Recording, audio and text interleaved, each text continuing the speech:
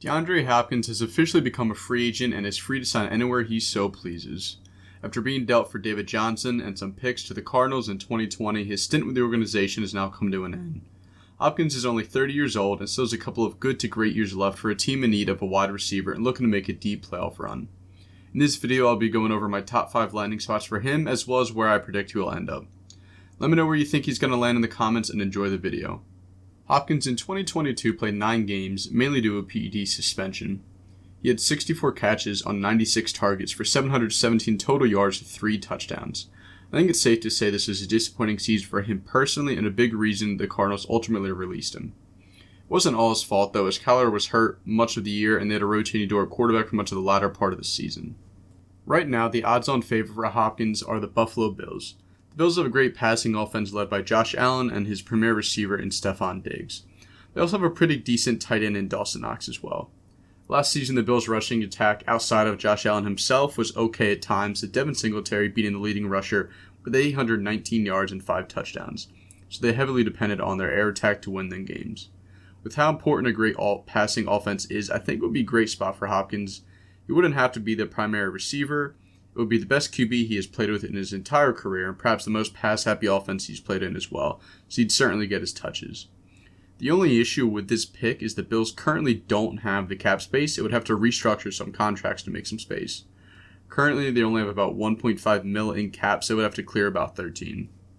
Another good landing spot for Hopkins is the Detroit Lions. Right now, the Lions have Amon-Ra St. Brown, Jameson Williams, who's suspended for 6 games because he had the itch to gamble, and Marvin Jones Jr. as their top 3 wide receivers. I really like this young core as a whole, especially St. Brown, but Williams is still young, and Marvin Jones is okay at best at this point in his career. With Jameson being suspended for 6 games, it would be great to have Hopkins while he's gone. 6 games is a third of the season. This is a lot of games for someone to miss, and in the NFL, you just can't put yourself in a hole that early on in the season. This hurt the Lions last year where they started really poor and ended up missing the playoffs because of that. I also think it would be great for Williams and St. Brown to learn from DeAndre too. St. Brown would obviously be your wide receiver 1, but when Jameson gets back, him and Hopkins can be sort of a 2A, 2B receiver tandem.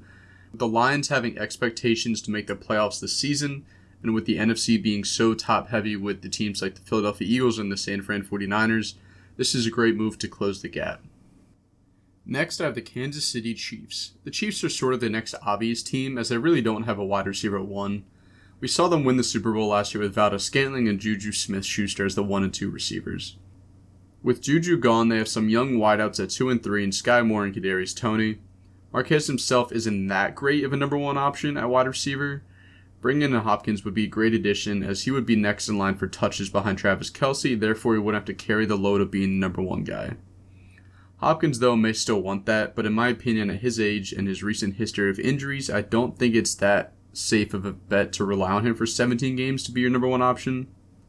For teams looking at Hopkins, he's more of a luxury than a necessity. All of the teams I have on this list, including the Chiefs, would be perfectly fine without him. Hopkins seems to also be looking for a chance to make a deep playoff run, and the Chiefs can almost guarantee that. The Chiefs' biggest obstacle, however, is their cap space, in which they have less than $1 million. They would need to find a way to free up some cap space in order to make this move. The next team I'm looking at to make a move for DeAndre Hopkins is the Baltimore Ravens. The Ravens currently have Rashad Bateman, Odell Beckham, and Zay Flowers on their depth chart. None of those receivers are as good as DeAndre Hopkins is right now, nor would they demand the ball so much that would render him no touches. This would also be great for Zay Flowers to learn from DeAndre in addition to Odell. The Ravens' number 1 pass catcher for most of Lamar's time with the Ravens has been Mark Andrews, but other than that, his receiving core has always been lackluster, with his best receiver have been Hollywood Brown. Ravens at the moment have a little over $11 million in cap space, so they wouldn't have to do too much work to make the money work. They also just paid Lamar, and I think it is time to commit to creating a great offense around him. Lamar's the most dynamic QB in the league, and being in the AFC, they're guaranteed to have some shootouts. I think this type of move is long overdue for that organization. There's also been some talk about the Ravens wanting to pass a lot more with the new offensive coordinator Todd Monken, and signing DeAndre will most certainly help with that. The last team I want to highlight as a possibility in the DeAndre Hopkins sweepstakes is the Jacksonville Jaguars. The reason for this is very similar to the Ravens. They're a pretty solid room as it is now, but in today's NFL you can never have enough wide receivers. There are times there are 4 receivers on the field throughout a game, so why not get the best ones possible? Currently in the receiving room, they have Christian Kirk, Calvin Ridley, and Zay Jones. Kirk had a good 2022 campaign, and I expect similar results. Calvin Ridley hasn't played in about 2 years, so he's a major question mark, although he was fantastic last time we saw him out on the field.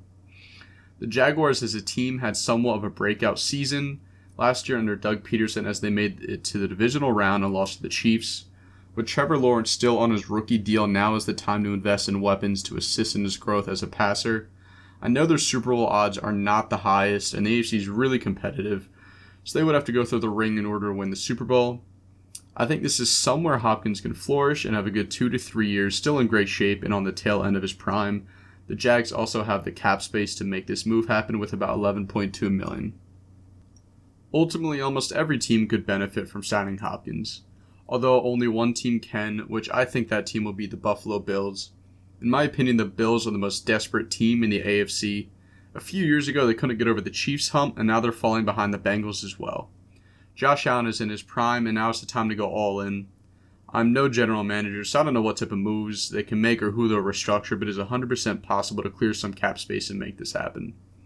My personal favorite landing spot for him, though, would be the Ravens.